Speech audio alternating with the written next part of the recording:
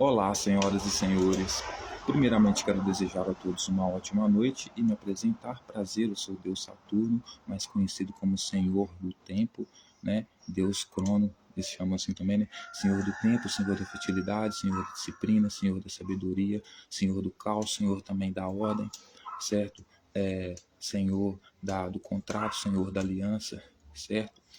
E hoje eu quero convidá-los a dar continuidade a mais uma reflexão. Estamos vivendo um momento muito importante, né? Que ao longo da história os nossos antepassados viveram e deixaram registrado. E ao que eu me refiro, senhoras e senhores, é a prisão, né? O ciclo de prisão, né? Dos bandidos, profetas e messias, né? Então, eles são isso, né? São Messias, também profeta e também Messias. Quando você fala de profeta, você está falando de Messias. Quando você fala de Messias, está falando de profeta, também de bandido, porque são uma coisa só. Então, portanto, esses dias são importantes porque é o dia do julgamento do Messias, do Jair Messias Bolsonaro, né? Jair Messias Bolsonaro, que se apresentou como Messias, é ou não é? Como um rei enviado por Deus, e veio fazer a vontade do Senhor. Não é assim que eles falam? Então, como hoje se trata de um dia muito importante, né? Hoje eu quero convidá-los a refletir um pouco sobre o comportamento, né, desses messias, profetas e bandidos, né? Inclusive de um personagem que deu início, poderia dizer, não que deu início, mas que deu continuidade, né, a esse projeto, a essa gangue, esse movimento, essa ideológica, etc., político. Falar dele, né, que é o líder de todos eles, Jesus Cristo. Lembrando que o Jesus Cristo do qual a gente se refere aqui é um Jesus Cristo diferente. Por quê? Porque não é o Jesus Cristo da igreja. Tem a diferença do Jesus Cristo da igreja, da tradição católica, por exemplo, qual eu sou católico, que ele teve a sua imagem ressignificada de terrorista, morto por Roma, para um rei salvador, que morreu pelo pecado de todos. E temos o depoimento, né, dos seus discípulos, que está na Bíblia, né, a respeito desse cidadão chamado Jesus, da sua época. Então, hoje eu quero convidar a todos vocês a analisar os comportamentos desse Messias, então, testemunhado e dito, né, pelos seus discípulos, pessoas que tiveram um pouco mais de conhecimento sobre ele, para vocês verem como o comportamento deles, ou seja, desse Messias no passado, desse Jesus no passado, né, é o mesmo do Messias de hoje, do Jair Bolsonaro de hoje, que tudo está ligado, né, movimento de extrema direita com movimentos radicais que são criminosos, organizações criminosas, como o PCC, por exemplo. Poderia dizer que o PCC é a funk, como eu posso dizer, o PCC, né, é basicamente a base, né, do desse movimento messiânico, né, cristão, né, que é o quê? Que sempre vem o quê? Para derrubar as instituições, quebrar as instituições, alterar as normas sociais, mudar as normas sociais, perverter as normas sociais, a ordem social que o povo vive, né? Para estabelecer a ordem dele, o reino dele. Sempre dizendo que é em nome de Deus, que Deus mandou, né? Então, é dessas pessoas que estamos falando. Radicais de extrema-direita que sempre existiram. Bom, senhoras e senhores, eu já gostaria de começar dizendo que Jesus, por sua vez, também era um ladrão, porque a entrada triunfal dele em Jerusalém no jumento era um jumento que não era dele. O jumento já tinha dono. Então, basicamente, a hipótese que eu levanto, segundo o que eu analisei no texto, ele roubou o jumento. Então, hoje eu convido as senhoras e os senhores a fazer uma análise e reflexão completamente comprometidos com a verdade, com a lealdade, com a honestidade, com o único propósito e objetivo de procurar entender o que os autores bíblicos quiseram dizer sem acrescentar ou retirar nenhuma vírgula, ok? Porque a nossa interpretação ela vai ser completamente independente, ela vai ser no sentido mais científico, porque nós vamos aqui analisar o objeto, então tirar conclusões a respeito daquilo que nós vimos no objeto, não pegar interpretações de terceiros, interpretações convencionais, tradicionais, teológicas, que já vêm todas, né, enviesadas, né, com um certo interesse, seja financeiro, político, seja qual for. Então, o nosso único comprometimento aqui é entender tanto o comportamento de Jesus na sua época, dito pelos seus testemunhos, né, das obras dele, ver o que eles descrevem sobre o comportamento desse Jesus na sua época com o comportamento do Messias de hoje, no caso, o Messias brasileiro, Bolsonaro. Né? Então, eu quero começar, senhoras e senhores, primeiro acender um cigarro aqui para me relaxar, tranquilo. Senhor do tempo, eu não me preocupo com o tempo, estou tranquilo.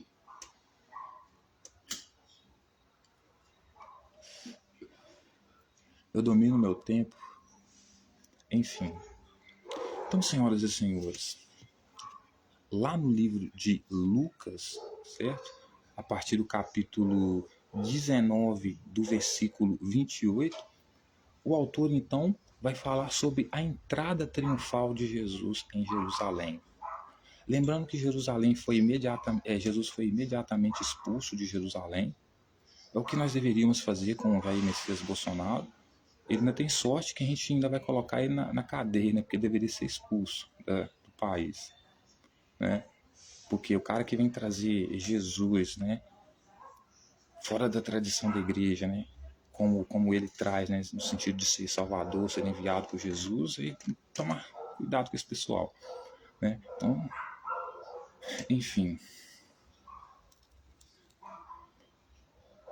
Então, em Lucas capítulo 19, versículo 28, a gente vai falar sobre a entrada triunfal de Jesus em Jerusalém.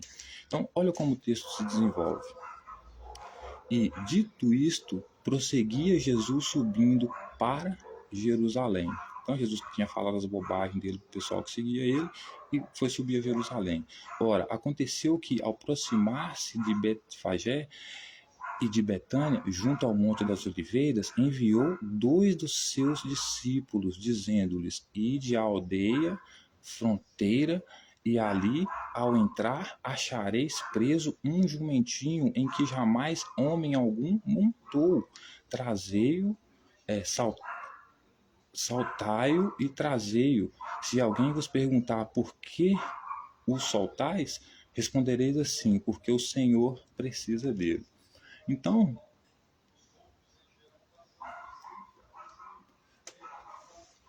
Jesus está pretendendo ter uma entrada triunfal em Jerusalém, uma entrada em Jerusalém para oprimir o povo de Jerusalém, e você vai entender isso mais ao longo do texto, para trazer o seu reino, trazer a sua lei, né? E ele manda 2 dos discípulos dele irem até um certo lugar, pegar um jumentinho que lá estava amarrado e trazer para ele. E se alguém perguntasse para eles por que eles estavam tirando aquele jumento de lá, era para eles falarem: o Senhor mandou. Mas veja, Jesus não falou para eles: se alguém te perguntar, você fala o meu nome, Cristo mandou. Porque o Senhor aqui refere-se a muitas coisas. Pode ser ao próprio Deus. Então, quando os discípulos falam, quando a pessoa pergunta: por que você está tirando esse jumento daí, se ele não é seu? Né? Aí a pessoa fala: o Senhor mandou, é como se ela estivesse falando assim: eu estou fazendo isso em nome de Deus. Por isso que Jesus, quando os sacerdotes vão prender ele, Jesus pergunta imediatamente: vocês estão vindo me prender como salteador, como ladrão? Por quê? Porque ele cometeu um crime de roubo com esse jumento, porque esse jumento não era dele. Esse jumento provavelmente era um jumento que ele, ao caminhar, na caminhada dele, ele via esse jumento lá estacionado, lá preso lá, porque se ele estava preso em algum lugar porque alguém colocou, e quem colocou era o dono desse jumento, né? Então ele observou bem ali, antes de entrar em Jerusalém, arquitetou bem o seu plano macabro, criminoso, para entrar em Jerusalém, fez a sua estratégia lá, percebeu que determinado lugar que passava tinha um jumento lá. Então, vou passar ali, vou pegar aquele jumento, vou pedir a algum dos meus discípulos, meus capanga, né, porque era capanga ali, para pegar esse jumento para me entrar em Jerusalém. Certo? Então, ele enviou 2 dos discípulos dele, os discípulos dele foram lá, pegaram o jumentinho que eles acharam lá que estava preso, certo? E um jumento que ele vai dizer que é um jumento em que nenhum homem montou nele, jamais nenhum homem montou naquele jumento. Então, nem o próprio Jesus montou naquele jumento. Então, provavelmente aquele jumento não era dele. E de fato não era dele, porque o próprio texto vai dizer, né? Aí ele vai dizer: se alguém vos perguntar por que saltais, respondereis assim, porque o Senhor precisa dele. Certo? E indo os que foram mandados, acharam segundo lhes dissera Jesus. Quando eles estavam soltando o jumentinho, seus donos lhe disseram: por que saltais? Responderam: porque o Senhor precisa dele. Então, Jesus vai fazer uma entrada, convoca lá um exército de 144 mil virgens lá, para entrar em Jerusalém e tocar o terror, certo? Trazer a lei dele e ameaçar as pessoas de morte por causa de pecado e mais um monte de coisa. Ele pede para os discípulos dele para pegar um jumento para ele que vai estar preso em determinado lugar, ou seja, o jumento não é de Jesus, um jumento que o próprio Jesus disse para eles, segundo Lucas, né, que ninguém jamais montou. Então, se ninguém jamais montou, é porque nem Jesus montou nele. Se nem Jesus montou nele, é porque não era de Jesus. Jesus sabia que ele estava lá, porque o plano macabro dele de entrar em Jerusalém lá como um rei, ele já tinha percebido que o jumento estava lá, então pede 2 discípulos dele para buscar esse jumento lá para ele. Só que quando os donos do jumento chega e vê os discípulos amarrando o jumento, pergunta: por que vocês estão soltando o jumento? Aí, o que eles vão responder? Responderam: porque o Senhor precisa dele. Só que quando você fala o Senhor precisa dele, você pode estar falando em nome do rei, você pode estar falando em nome do sacerdote. Porque o Senhor é uma autoridade que está acima de você, mas como você está se referindo a outra pessoa, ou seja, eu estou pegando esse jumento aqui porque o Senhor mandou, é como se você estivesse falando para essa pessoa assim: eu estou pegando esse jumento aqui porque o seu Senhor mandou, certo? Ou seja, eu estou legitimando o roubo, né? Estou fazendo em nome de Deus, certo? Então eles responderam: porque o Senhor precisa dele. Então você respondeu, você está lá, o jumento não é seu, você vai lá, pega o jumento, o dono do jumento vem e fala com o Senhor: por que você está soltando meu jumento aí? Aí você fala assim: eu estou soltando porque o Senhor precisa dele. Quando eu digo o Senhor precisa dele, automaticamente ele vai pensar que é o quê? O Senhor dele, né? Então, obviamente, vai liberar o jumento. Então, pegaram o jumento, então o trouxeram e, pondo as suas vestes sobre ele, ajudaram Jesus a montar. Indo eles, estendiam no caminho as suas vestes, e quando se aproximava da descida do Monte das Oliveiras, toda a multidão dos discípulos, jubilosa, a louvar a Deus em alta voz por todos os milagres que tinham visto, dizendo: bendito é o Rei que vem em nome do Senhor. Então, quando ele vai pegar o jumento e diz que ele está pegando o jumento, os discípulos estão pegando o jumento porque o Senhor pediu, é como se ele estivesse usando a autoridade de Deus, do Deus, no caso daquele camponês que é dono do jumento, para enganar ele, como se a autoridade daquele camponês tivesse pedido aquele discípulo para levar o jumento até ele. Mas a autoridade daquele camponês não era Jesus. Você entende a retórica aqui?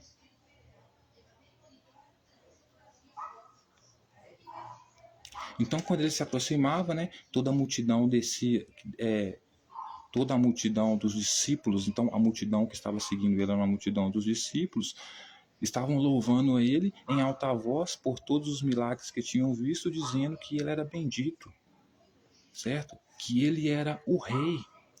Ou seja, os discípulos de Jesus, os seguidores dos discípulos de Jesus estavam chamando Jesus de rei, que vinha em nome do Senhor, no caso, em nome de Deus. Então, quando o discípulo pede o jumento, pega não, rouba o jumento, e quando o cara vai perguntar para ele por que ele está soltando o jumento, ele diz que é para o Senhor, é por quê? Porque isso aí encurrala o cara. Como que vai negar alguma coisa para Deus? Ou para o Senhor dele, seja quem for a autoridade ali em cima dele, hierárquica acima dele, né? Então, por isso que Jesus é estratégico, porque Jesus quisesse. Porque Jesus poderia dizer para ele: se alguém perguntar quando você está pegando jumento, você diz que está pegando em nome do meu nome, Jesus Cristo. Mas não foi isso que ele falou. Se alguém perguntar porque você está pegando jumento, você fala que está pegando jumento em nome do Senhor. Então eu estou pegando em nome de Deus. Se eu estou pegando em nome de Deus, quem vai falar alguma coisa comigo? ou em nome de Deus, ou em nome de qualquer outra autoridade que está ali, né? Você se refere a ela como Senhor, nesse sentido, entendeu? Então, a multidão vinha atrás dele, dizendo que ele era bendito, que vinha em nome do Senhor, né? E paz no céu e glória nas maiores alturas. Aí, ora, alguns dos fariseus lhe disseram, em meio à multidão: Mestre, repreende os teus discípulos. Então, os fariseus vendo aquilo, vendo que a multidão que era discípulo dos discípulos de Jesus, chamando Jesus de rei, pediu para Jesus: ô Jesus, não dá para você ir, sei lá, repreender os seus discípulos aí, não? Porque que isso, a gente vai entrar em Jerusalém aí chamando você de rei, né?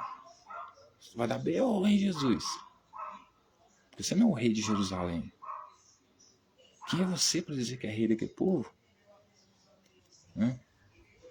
Mas ele lhes respondeu: asseguro-vos, se eles se calarem, as próprias pedras clamarão. Então ele está falando o seguinte: olha só, fariseu, eles estão chamando eu de rei, estão dizendo que eu sou o rei que vim em nome de Deus para governar Jerusalém, certo? Se eles não clamarem, certo? Se eles se calarem, as próprias pedras clamarão. Então é como se eu estivesse falando assim: as pedras são os incrédulos, os escribas, os fariseus que estão lá em Jerusalém, que Jesus vai lá encher o saco. Então ele está dizendo assim, ó, esses discípulos meus que estão vindo atrás de mim aqui, gritando que eu sou o rei deles, etc e tal, a caminho de Jerusalém, enviado por Deus, etc e tal, é melhor que eles continuem clamando para que todas as pessoas vejam eles falando que eu sou o rei dessa parada, certo? Porque senão as próprias pedras clamarão, ou seja, os próprios fariseus, sacerdotes, clamarão.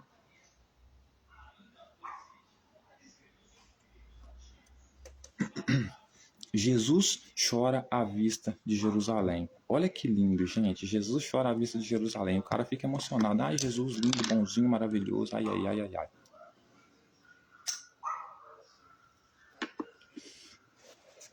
Então vamos lá ver o que os testemunhas, né, de Jesus dizem a respeito desse Jesus de amor. Então, continuando o texto, no versículo 41, Jesus chora à vista de Jerusalém. Quando ia chegando, vendo a cidade, chorou. Então Jesus ia chegando a Jerusalém junto com sua multidão que acompanhava ele, chamando ele de rei, né?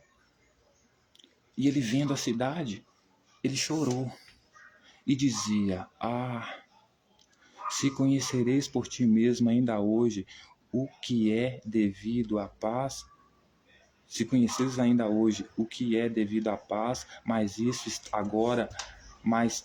está agora oculto aos teus olhos. Então, Jesus pretende estar em Jerusalém, pois sobre ti virão dias em que os teus inimigos te cercarão de trincheiras e por todos os lados te apertarão o cerco e te arrasarão os teus filhos dentro de ti, não deixarão os teus filhos dentro de ti, não deixarão em ti pedra sobre pedra, porque não reconheceste a oportunidade da sua visitação.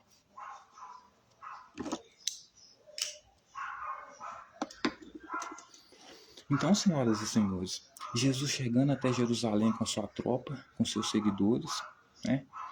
Ele chora, né? Segundo o autor, e diz assim: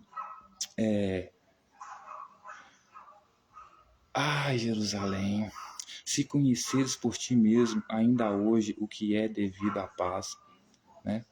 Mas isso agora está oculto aos teus olhos. Então o que ele está querendo dizer? Jerusalém, você acha que eu venho trazer para você a paz? Você está oculto aos teus olhos o que você acha que eu vim fazer aqui? Está oculto aos teus olhos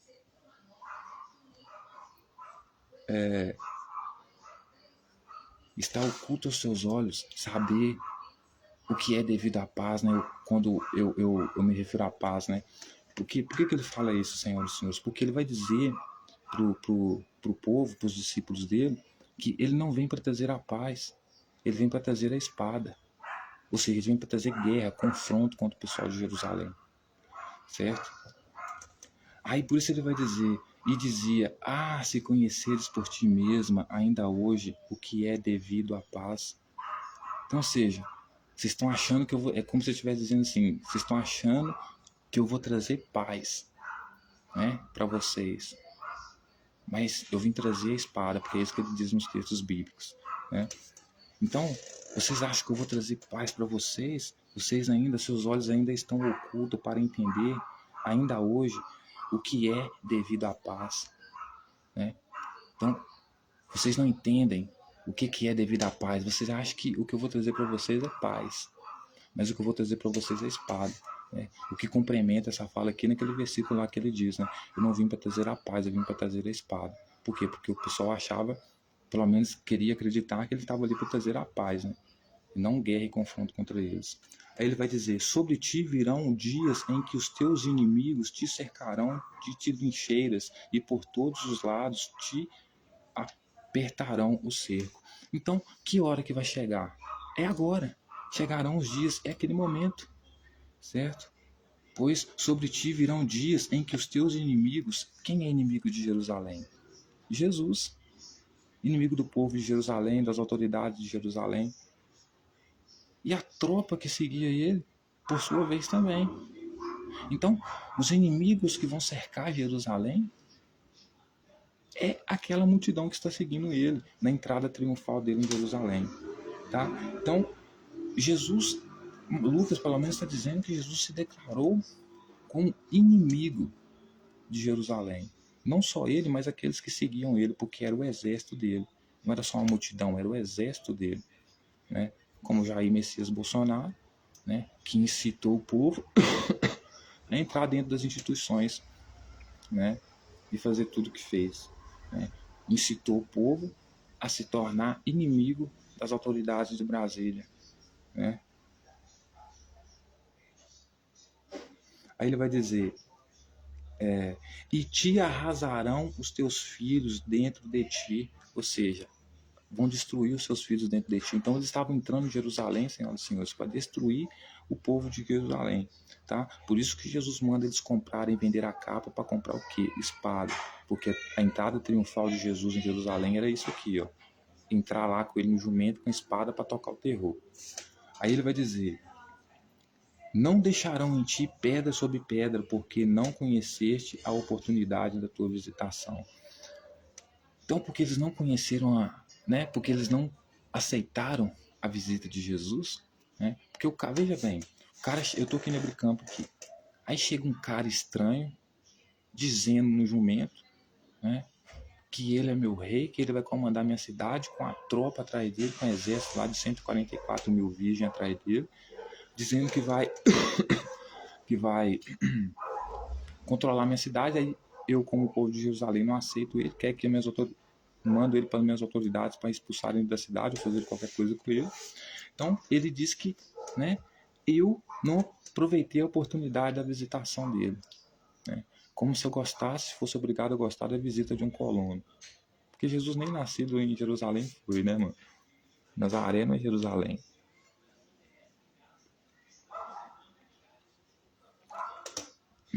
Aí ele vai continuar dizendo a purificação do templo. Depois, entrando no templo, expulsou os que ali vendiam, dizendo-lhes, está escrito, a minha casa será casa de oração, mas vós a transformaste em covil de salteadores. Então, Jesus entra, veja como ele quebra regras. Ele entra, perturbando a cidade, quebrou a primeira regra. Segunda, se colocando como rei daquela sociedade ali, porque ele não era rei de Jerusalém. Número 2.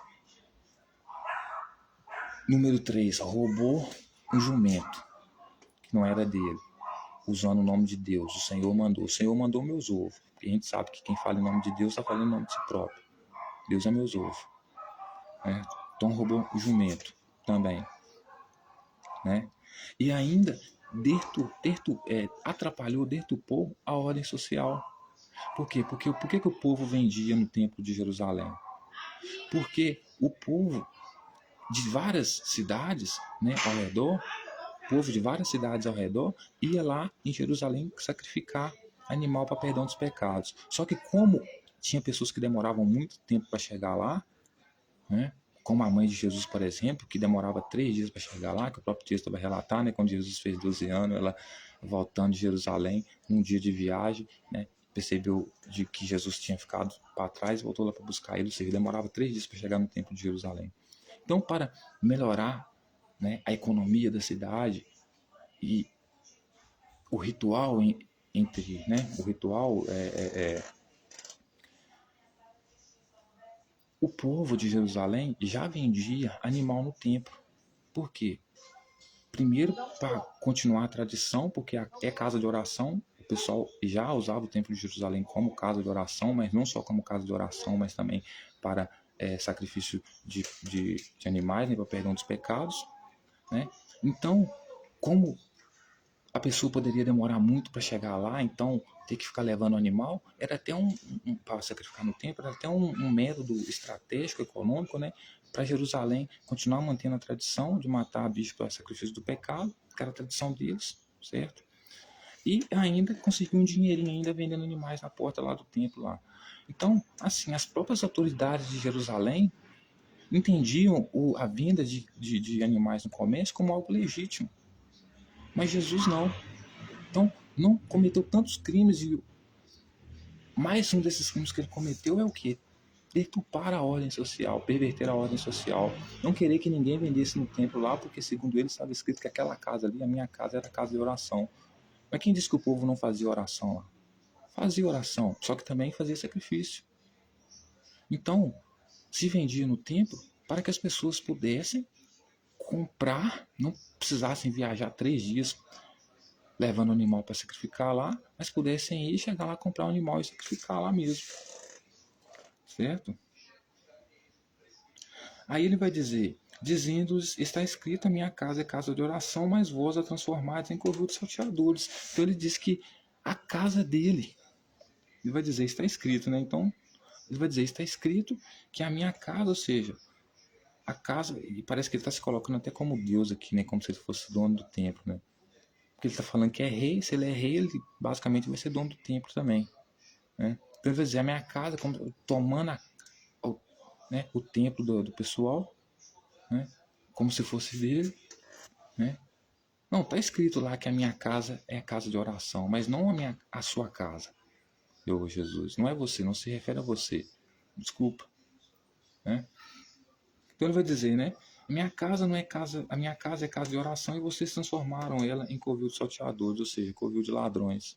Se eles fossem ladrões, as autoridades legítimas, que era uma coisa que Jesus não era, teriam prendido eles, porque eram ladrões.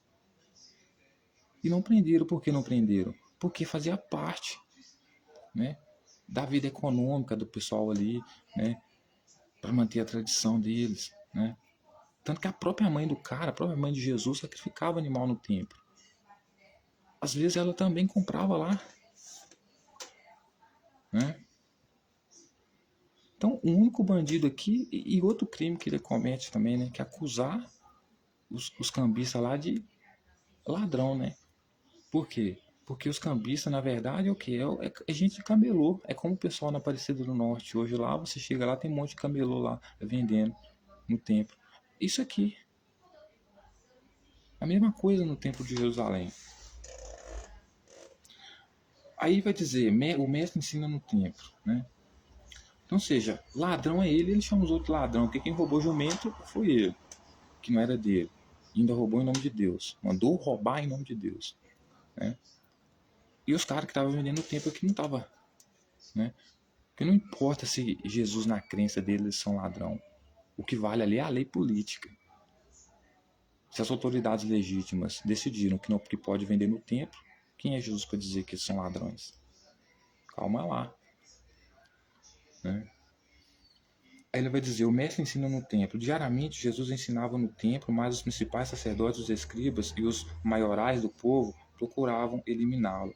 Então, Jesus basicamente ensinava no templo essas coisas que ele estava fazendo aqui. Né? Que ele estava planejando um dia, né? E que ele ia entrar em Jerusalém, que toca ao terror, ensinava que não podia vender no templo, criando a sua própria religião, ensinava para o pessoal que o pessoal não precisava mais orar no templo, né? Ou seja, não interessa qual era a crença de Jesus, ele estava pervertendo a crença dos outros, né? Porque é assim que o pessoal acreditava. Eu ia lá no templo para orar no templo. Se Jesus achava que não precisava orar no templo para falar com o raio de Deus, o problema é dele. Mas se o pessoal acreditava que tinha que orar no templo para falar com Deus, deixa o pessoal viver assim. Mas ele não era o pão da vida, se colocava melhor que todo mundo, né? Então é lógico que as coisas tinham que ser do jeito que ele queria, né? Então os escribas, os sacerdotes, né, eles que eram os maiorais do povo, eles procuravam matar Jesus por causa do que Jesus ensinava no templo. Não tinha autoridade para ensinar no templo, não era um escriba legítimo, um fariseu legítimo, um sacerdote legítimo para ensinar no templo, né? E ensinava tudo conforme ele achava que era certo, e a forma como ele ensinava pervertia, né, o que o povo conhecia. Então por isso eles queriam pegar ele a todo momento, né? Porque assim, o pessoal fala assim, Tielão, estava livrando o pessoal da escravidão. Não, estava tirando o pessoal da escravidão para colocar em outra, a escravidão dele, que inclusive era pior, você tinha que se submeter a ele, se humilhar a ele como se fosse uma criança. Que é isso que ele pede, o maior no meu reino é aquele que se humilha como essa criança. Com certeza a criança estava se humilhando, vira para ele, né? Ou seja, acho que as pessoas precisam ser salvas dele, não salvas por ele, né? Principalmente o pessoal de Jerusalém. Contudo, não atinavam em como fazê-lo, porque todo o povo, ao ouvi-lo, ficava dominado por ele. Porque era exatamente o que Jair Bolsonaro faz. As autoridades viam Jair Messias Bolsonaro incitar o povo, está aquela multidão lá que seguia ele contra as autoridades. Por que elas não prendiam ele imediatamente? Por quê? Porque o povo ficava completamente seduzido por ele, entrava em êxtase. Era isso que Jesus fazia, né? Convencer as pessoas de que ele era rei dele, das pessoas. Porra, mano, o cara era bom na retórica, hein? Que nem filho de rei era, né? Então as autoridades queriam pegar ele, mas tinham que tomar cuidado, porque tudo que ele falava, né, o povo ficava dominado pelo que ele falava. Ele dominava o povo com suas palavras. A ponto do cara chegar na porta do STF como o seguidor do Jair Bolsonaro, explodir bomba, carregar na cadeira do ministro, né? Coisas que nenhuma outra pessoa da sociedade pensa em fazer, a não ser aqueles que estão completamente submetidos à lavagem cerebral de Jesus ou do Messias dos tempos atuais, que tudo que ele fala elas absorvem, né? Ou seja, são realmente um gado mesmo, uma ovelha mesmo. Você diz vai para a direita, você vai para esquerda, vai para esquerda, come bosta, come. Então, esse é o nível intelectual e de submissão das pessoas que são sequestradas por essa ideologia de extrema direita, de que eu sou enviado por Deus, eu estou fazendo a vontade de Deus, Deus me colocou aqui. Na maioria das vezes são muitas pessoas, inclusive, né?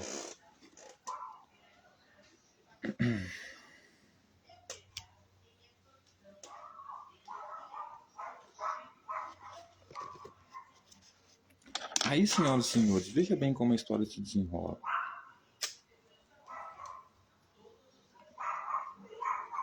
Partindo lá para o capítulo 21, versículo 20, capítulo 21, versículo 2, ele vai dizer assim,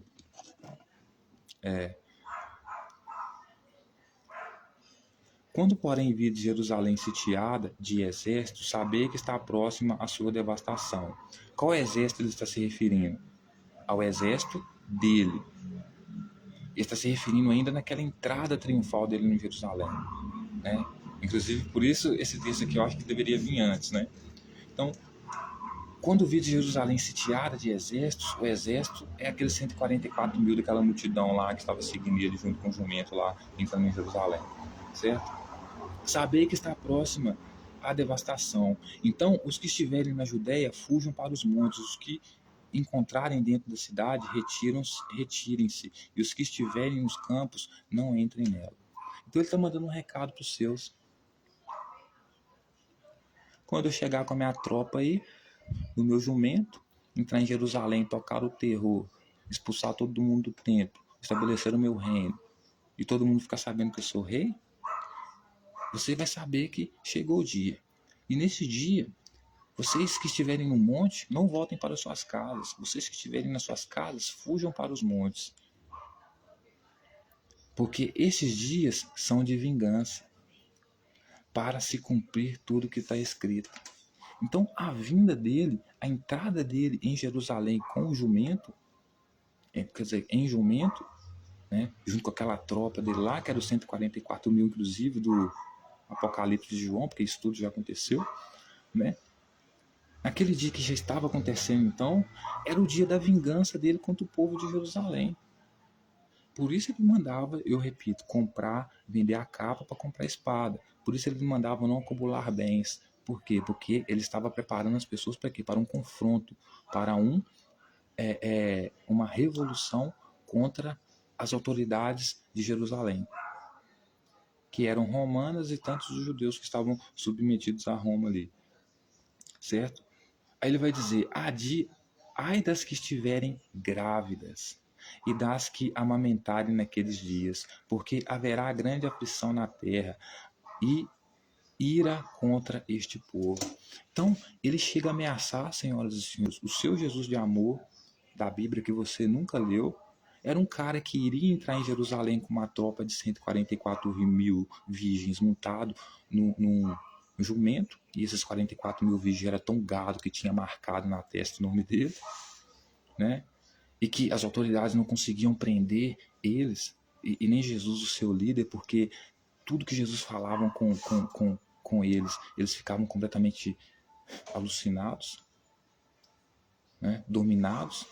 Então, se Jesus mandasse que os seguidores dele pegarem as autoridades, elas iriam. Tanto que quando elas foram prender Jesus, a primeira reação de um dos discípulos de Jesus, Pedro, foi o quê? Cortar, lançar a espada e cortar a orelha do sacerdote.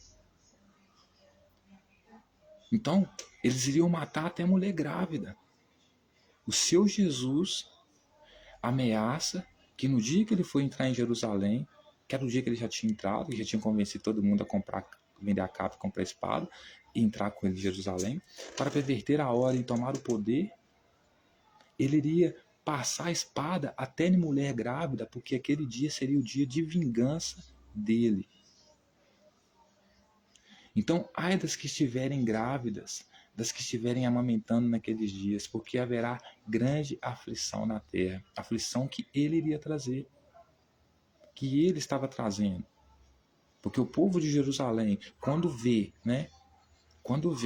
Jesus chegando lá, com aqueles 144 mil virgens lá, mas os seus discípulos, montados no jumento, o pessoal chamando ele de rei, tudo submisso a ele, tudo que ele faz o pessoal manda, dizendo que é rei, que vai dominar, expulsando todo mundo do tempo, o pessoal fica aflito, né? Aí ele vai dizer que a ira dele é contra este povo. Ele vai trazer grande aflição sobre a terra e ira, raiva contra o povo, o que inclui mulheres grávidas que estão amamentando, tá? Aí ele vai dizer, ó, cairão ao fio da espada e serão levados cativos para todas as nações, e até que os tempos dos gentios se completem, Jerusalém será sitiada por eles. Ou seja, por que Jesus convencia gentil a seguir ele?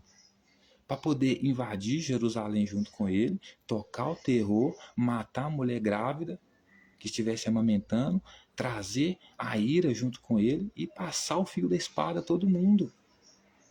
Sim, senhoras e senhores, ele iria passar o fio da espada a mulheres grávidas que morassem em Jerusalém, que não aceitassem ele, porque ele estava cheio da ira, né?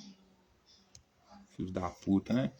Aí ele vai dizer assim: haverá sinal no sol, na lua, nas estrelas, sobre a terra, angústia entre as nações, perplexidades por causa do bramido do mar e das ondas. Haverá homens que desmaiarão de terror e pela expectativa das coisas que sobrevirão ao mundo. Um desses homens que vão desmaiar de terror aqui deve ser Pedro, né? Que inclusive quando Jesus foi preso, ele chega até para praguejar Jesus, né? E os outros demais também, né? Pois os poderes do céu serão abalados. Então, o que ele está falando? O que ele está se referindo aqui, poderes do céu?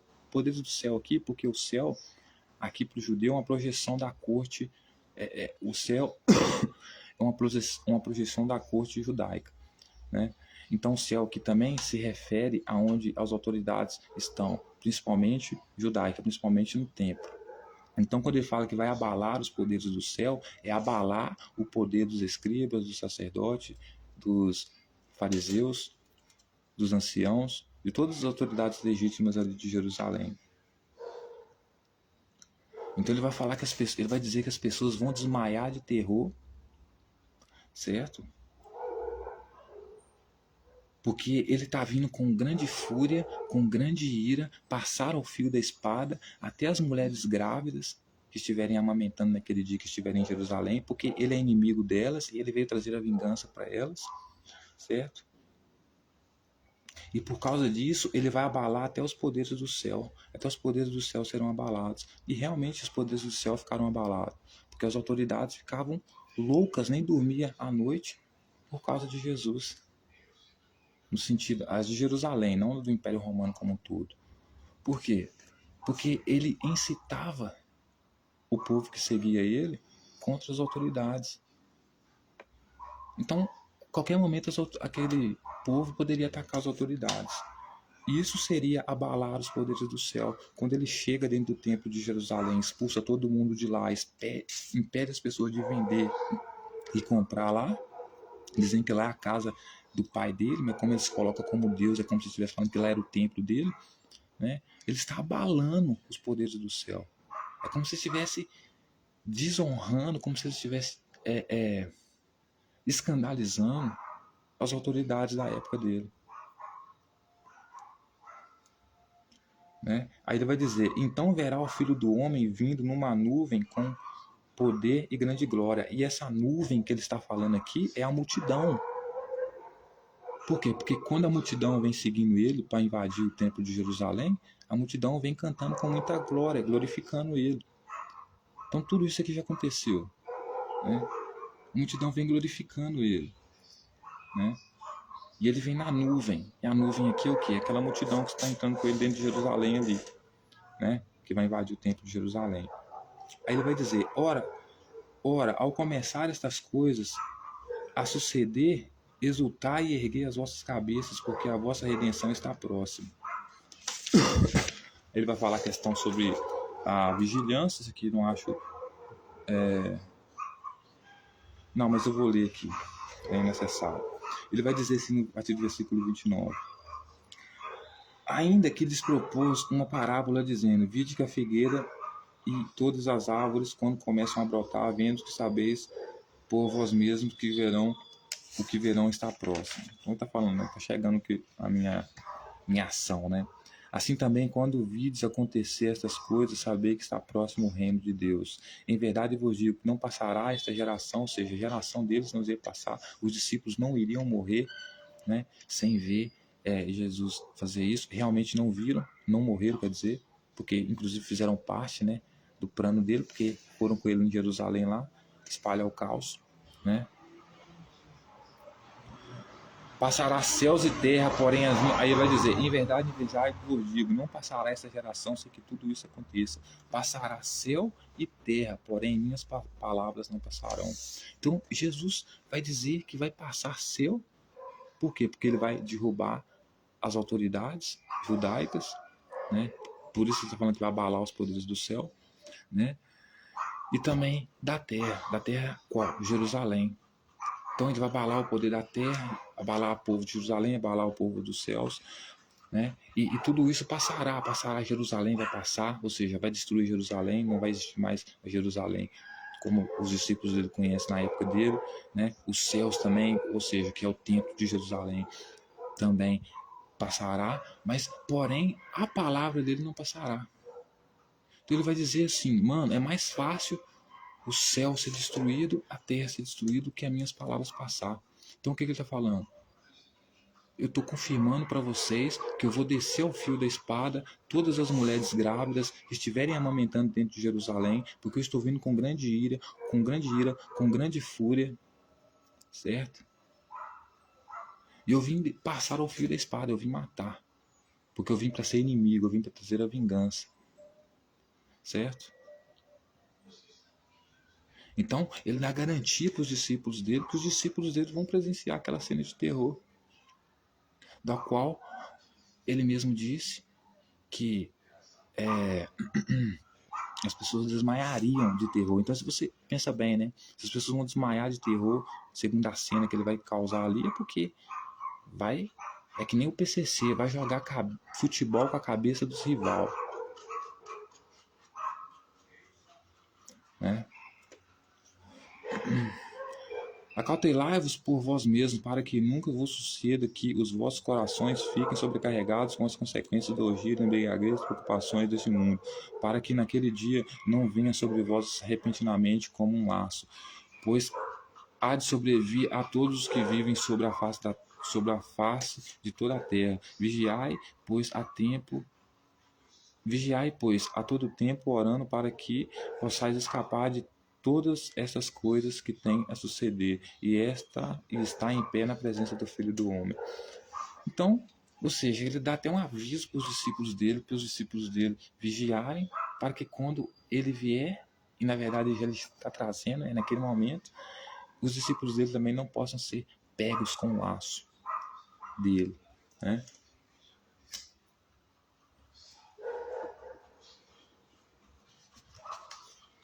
Aí veja bem, Jesus é preso, lá no versículo 47 do capítulo 22. Falava ele ainda quando chegou uma multidão e um dos 12, chamado Judas, que vinha à frente deles, aproximou-se de Jesus para o beijar. Jesus, porém, lhe disse: Judas, com um beijo traís o Filho do Homem? Os que estavam ao redor dele, vendo o que ia suceder, perguntaram: Senhor, feriremos a espada? Então, veja bem, Judas chega perto de Jesus, dá um beijo no rosto dele. Jesus já tinha avisado para os discípulos dele que alguém ia trair ele com um beijo, né? Então Judas chega perto dele, dá um beijo no rosto dele, né? E ele, porém, diz: Judas, com um beijo traís o Filho do Homem? Então, quem que era o Filho do Homem que iria trazer o terror do qual ele estava falando? Era ele mesmo. Porque o Filho do Homem que ia ser traído, queria levar o beijo naquele momento ali, era ele, Jesus Cristo. Então Jesus Cristo era o Filho do Homem, queria trazer terror, queria matar as mulheres grávidas que estivessem em Jerusalém, certo? Aí ele vai dizer: os que estavam ao redor dele, vendo o que ia suceder, perguntaram: Senhor, feriremos a espada? Então os discípulos que estavam perto de Jesus, né, que estavam ao redor dele, vendo o que ia suceder, ou seja, percebendo que Jesus iria ser preso, perguntaram: Senhor, feriremos a espada? Ou seja, Senhor, podemos partir para o combate?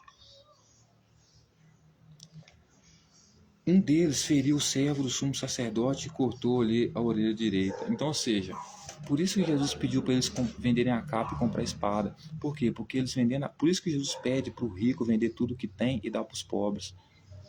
Veja que ele não pediu para pegar as coisas que ele tinha e dar para os pobres. Ele pediu para ele vender tudo e dar para os pobres. Quando você vende tudo, o que você ganha? Dinheiro. Então, dá o que para os pobres? Dinheiro. Qual pobre? Aquele que estava seguindo ele.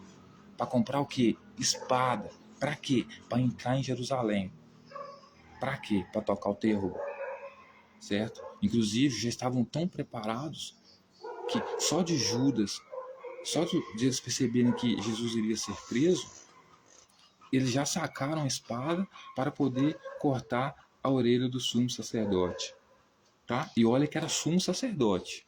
Não era qualquer sacerdote. Era autoridade máxima. Então, Pedro, não, o texto não vai citar aqui qual discípulo é, mas um desses discípulos, né, ao ver que Jesus vai ser preso, lança a espada e corta a orelha de um sumo sacerdote, de uma autoridade importante, grande.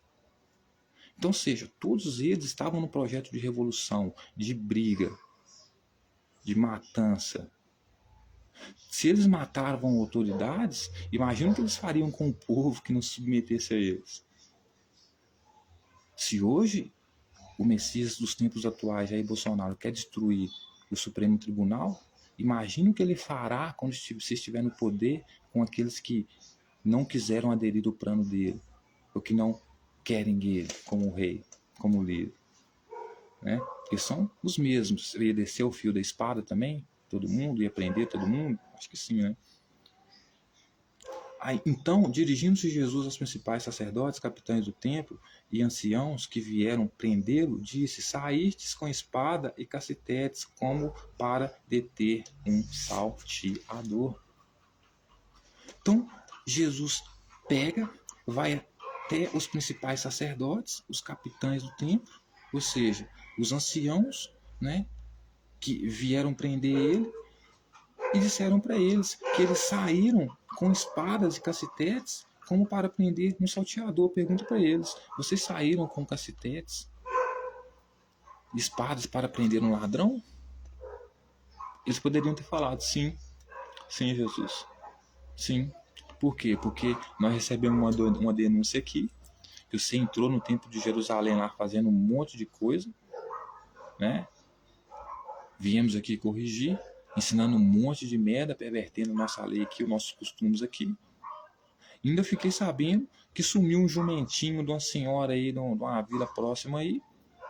E o relato dessa senhora é que veio 2 homens lá, levaram o jumento dela, e quando ela foi perguntar por que eles estavam levando o jumento dela, eles disseram que era o Senhor que pediu.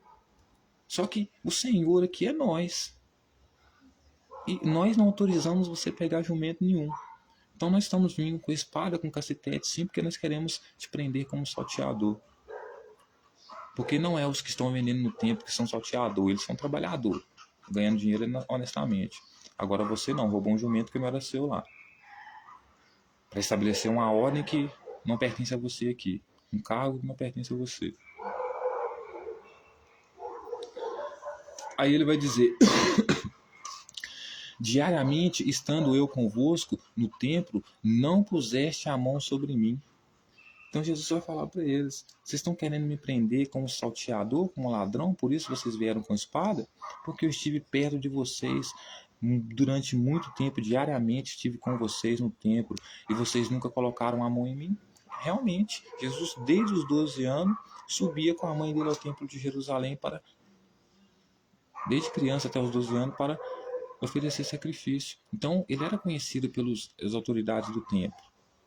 Mas, justamente por ser conhecido pelas autoridades do templo, ladrão, Messias, profeta, as autoridades tinham que ir até ele armadas. Por quê? Porque ele não era um cidadão que não oferecia perigo. Ele oferecia perigo. Ele tinha uma multidão do lado dele, que fazia o que ele queria, que apoiava ele tomar o poder e ser rei ali em Jerusalém. Inclusive roubou o jumento, sim. Embora eles não estivessem lá por causa do jumento, né? Eu espero que não, né? Eu acredito que não, quero dizer, né? Aí ele vai dizer: esta, porém, é a vossa hora e o poder das trevas. Essa, porém, é a vossa hora e o poder das trevas. Aí o texto vai dizer aqui que Pedro nega Jesus.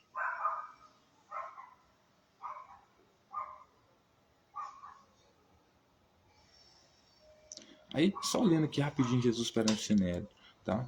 Jesus perante o Sinédrio. Logo que amanheceu, reuniu-se a assembleia, os anciãos do povo, assim os principais sacerdotes, como os escribas, e conduziam ao Sinédrio, aonde lhes disseram: se tu és Cristo, diz-nos então. Jesus respondeu: se vos disser, não o acreditareis. Também, se vos perguntar, de nenhum modo me respondereis. Então, eles perguntavam para Jesus o quê? Se ele era o quê? O Cristo. Por quê? Porque com certeza estava rolando denúncias sobre o Cristo. Mas aí Jesus, como um bom bandido, para se safar, né? Não queria assumir o crime. Não, ele falou para ele: não, você que vai dizer se eu sou Cristo ou não. Né? Então, se tu és o Cristo, dize-nos então, Jesus. Ele lhes respondeu, né? Ou seja, se é o Messias, Jesus, se é o Salvador do povo, eu sei que é o profeta, o bandido, o Messias, é você? Porque para nós aqui, profeta e bandido e Messias é tudo a mesma coisa, certo? Para eles de Jerusalém lá, né? Aí Jesus vai dizer, né?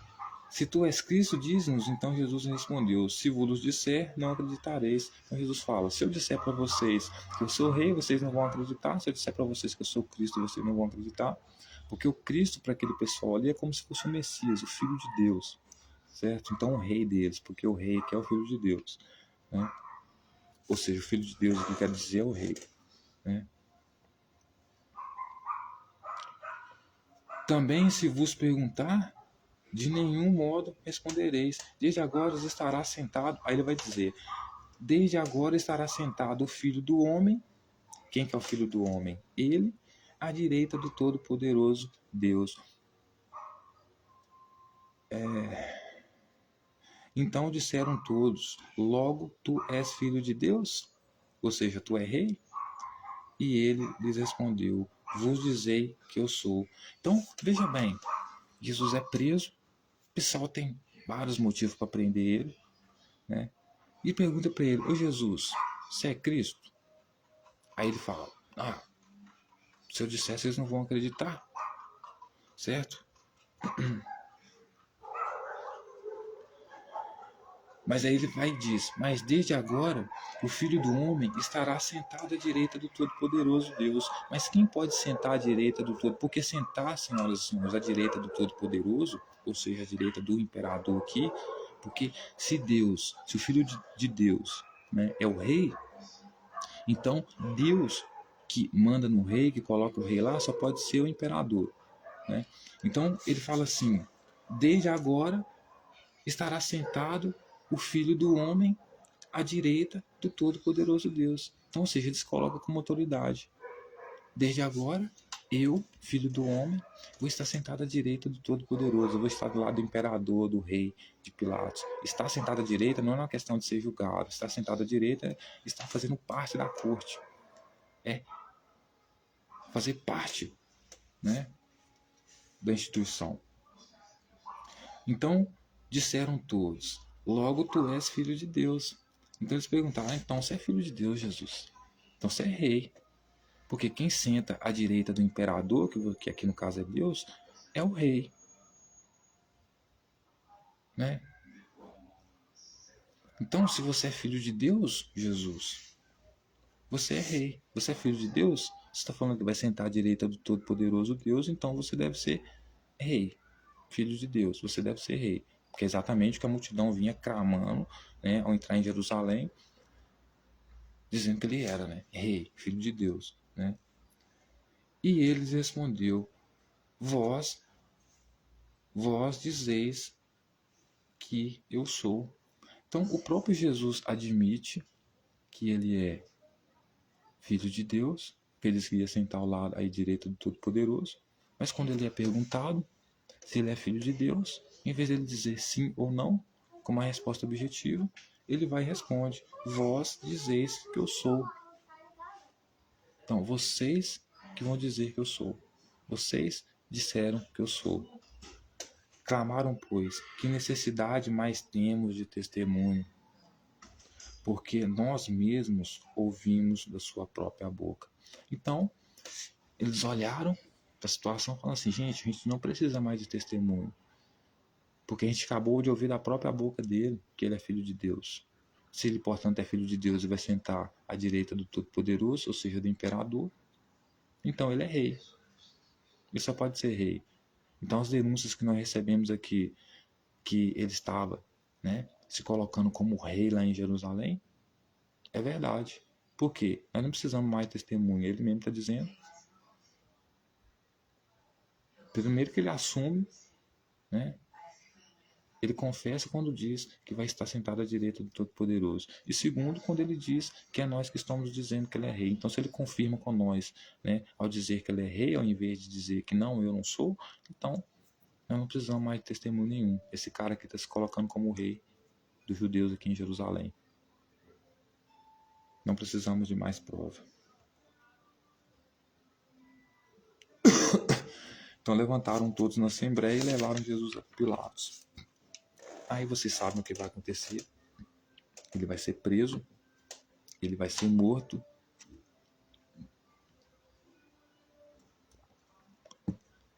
E vai acabar aí.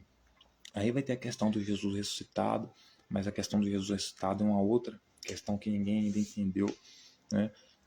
Mas não tem nada a ver, né, com ele sair da tumba andando, né? E mesmo que você queira ver por essa perspectiva, né, não existe ressurreição. Morreu, acabou. Mas enfim, eu só trouxe esse texto aqui, senhoras e senhores, para vocês verem que o comportamento deles são o mesmo, né? Eles são sempre de extrema direita, né? Eles são sempre extremistas, fundamentalistas radicais, religiosos, né? E eles sempre usam o nome de Deus, né? Eles sempre, quando vão convencer os seus gados, os seus seguidores, eles convencem de uma tal forma que fica difícil você lidar com eles. Por quê? Porque eles ficam completamente hipnotizados pela voz de seu líder, como aqui a gente vê no texto aqui, os autoridades não queriam prender Jesus naquela época, perto do pessoal. Por quê? Porque o pessoal ficava contaminado com o que falava, então ficaria difícil prender ele, né? E também, né, outra coisa é que eles perseguem e matam, literalmente, aqueles que pensam diferente deles. Então, eles são os melhores, colocam como os melhores, como salvadores. Sou o pão da vida, sou melhor do que todo mundo. O maior no meu reino é aquele que se submete a mim, porque eu sou bambambam. Bam, bam. Eu me coloco acima de todo mundo, cara. Eu sou do sangue azul. Certo? Então, o comportamento, senhoras e senhores, é sempre o mesmo. É sempre um comportamento radical. Um comportamento impositor, né? E Jair Bolsonaro, senhoras e senhores, ele recebeu a maldição de carregar Messias no nome, né? Resolveu entrar no jogo da perversão, né? Se colocando como, basicamente, como autoridade religiosa, né? O povo doido, né? Que ao ver ele com o nome Messias, né? Enlouqueceu, começou a confundir ele com o personagem bíblico. Só que, na verdade, acertaram. Ele é como o Messias da Bíblia. Só que eles não imaginavam que ele é o ser mais, como é que eu posso dizer? Abjeto, sabe? Um ser assim, ingostável, né? Por isso que eu digo, Senhor, o Jesus da igreja, ele é completamente diferente do Jesus da Bíblia. Porque o Jesus da igreja, ele tem a imagem ressignificada, né? Tem a imagem aperfeiçoada, né? Romantizada, né? Pela tradição da igreja, que não lida com os textos como os textos se referem a Jesus, né? Mas sempre passa uma maquiagem ali, deixando ele com um personagem mais bonitinho. Só que como ele existe, sempre existiu pessoas com essa característica, no final das contas as pessoas se dão mal, como deram os seguidores de Jesus na época dele, porque quando vão se dar conta, é tarde demais, as autoridades já chegaram, vão prender todo mundo, certo? E você percebe que esse cara é uma merda, né? Você percebe que ele é uma merda.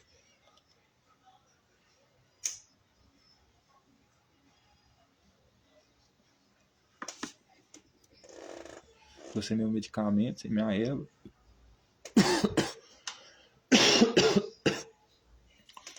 E tô precisando, viu?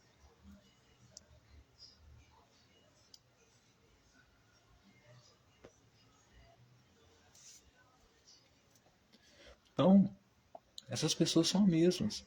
Do mesmo jeito que Jesus incitou a multidão dele loucamente aí contra as autoridades, a ponto de acompanhar ele, né, até Jerusalém para destruir as instituições e tomar o poder, a mesma coisa foi com Jair Bolsonaro.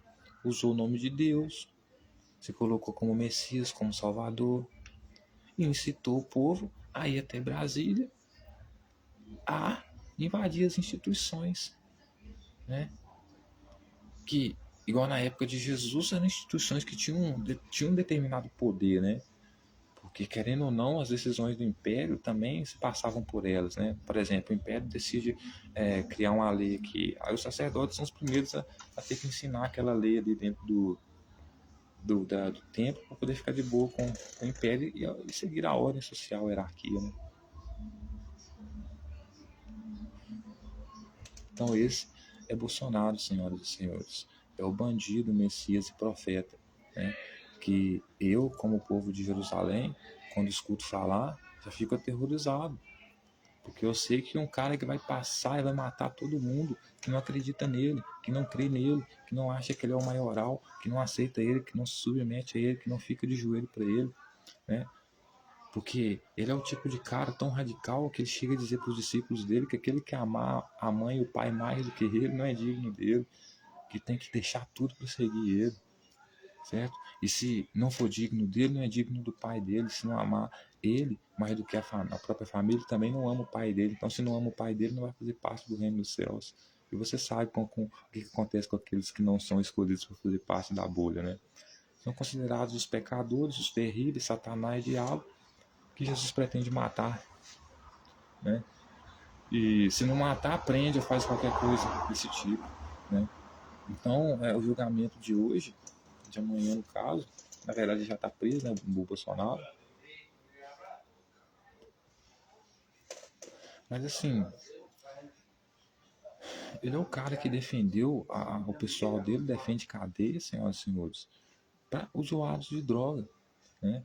E assim, eles não têm compaixão nenhuma das pessoas, porque a maioria das pessoas que usam droga de forma excessiva, de problemática, são pessoas que têm um sofrimento horrível na vida. Faça uma pesquisa, saia de casa, escute essas pessoas, a história delas, principalmente pergunte por que elas começaram a usar droga e todas vão dizer, senhoras e senhores, que foi por estresse, problemas emocionais, financeiros, como como uma válvula de escape, isso que a droga sempre foi para as pessoas que mais sofrem. Mas, como se não bastasse o sofrimento delas, ainda tem a tropa desse Messias aí, esse Bolsonaro aí, que quer colocar essas pessoas na cadeia. Isso quando não internar a força, né? Como se resolvesse alguma coisa, né? Então, né? Ele é aquele tiozinho fascista, né? Papai Noel. Né? O ladrão que vem disfarçado de presenteador, né? O cara não bate na sua porta como uma pessoa normal para te entregar o presente. Ele desce pela sua chaminé, ou seja, ele invade a sua casa. Aí na hora que você tá roubando a minha casa, ô ladrão. Não, só vim te trazendo presente. Entende? Uma coisa vai justificar a outra. Então, senhoras e senhores, é claro que Papai Noel não existe, mas o que é a simbologia que há por trás, né? Com os deuses também não existe nenhum. Mas enfim, o Supremo Tribunal está fazendo um papel magnífico, né? Extraordinário, excelente. Inclusive, eu gostaria de deixar aqui ao final dessa mensagem o meu abraço, né? E o meu abraço, né? Para os ministros da Suprema Corte, para o STF e todas as instituições que nós temos. Um beijo enorme e dizer que o meu amor pela Suprema Corte também é supremo, também é incondicional. E amo muito o Alexandre de Moraes, amo todos os outros ministros também do STF. Enfim, mano, certo?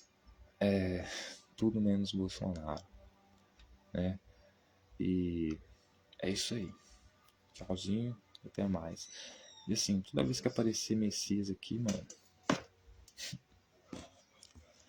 eu pelo menos não boto fé nele, né? Mas enfim, termina essa live aqui, né? E vamos ver como procede amanhã. Obrigado e até mais.